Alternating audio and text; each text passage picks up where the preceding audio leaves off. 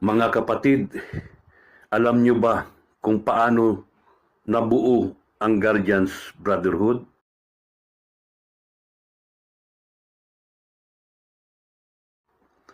Kung hindi pa, ay panuorin ninyo ito para malaman ninyo.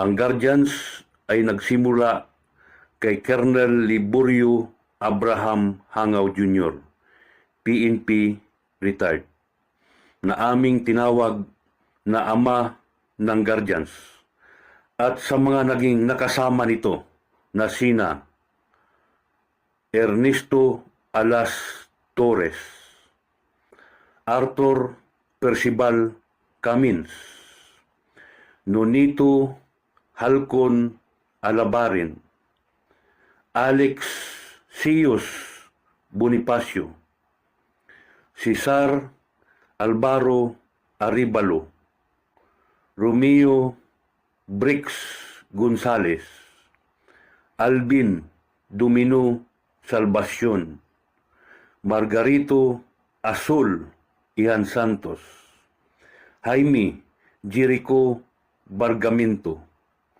at Hamid Crisanto Singa, na noon ay tinawag na Diablo Squad.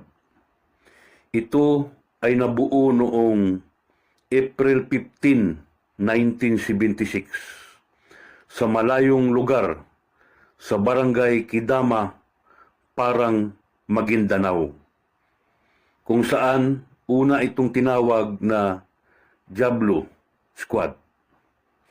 Nag-resurface ang Diablo taong 1980s dahil maraming nag-criticize at may mungkahi na palitan ito ng pangalan dahil sa sama ng reputasyon nito sa komunidad. Lumabas ang pangalang Diablo Squad Crime Buster. At noong 1983, dumami na ang kasapi ng Diablo Squad Crime Buster na halos lahat ay mga kawal at kawani ng kapulisan. Si Pangulong Marcos at si General Beer ay naalarma sa patuloy na pagdami ng Diablo Squad Crime Buster. Kaya inutos nila na buwagin ang Diablo Squad Crime Buster. Noong November 1984, ang Diablo Squad Crime Buster ay tuluyang nabuwag sa pamumuno ni Lieutenant General Fidel B. Ramos, na noon ay AFP Chief of Staff. Ngunit bago matapos ang taong 1984, ang grupo ay muling nabuo at lumabas ang 5 pangalan na maaring ipalit sa Diablo Squad Crime Buster. Ito ay ang mga sumusunod.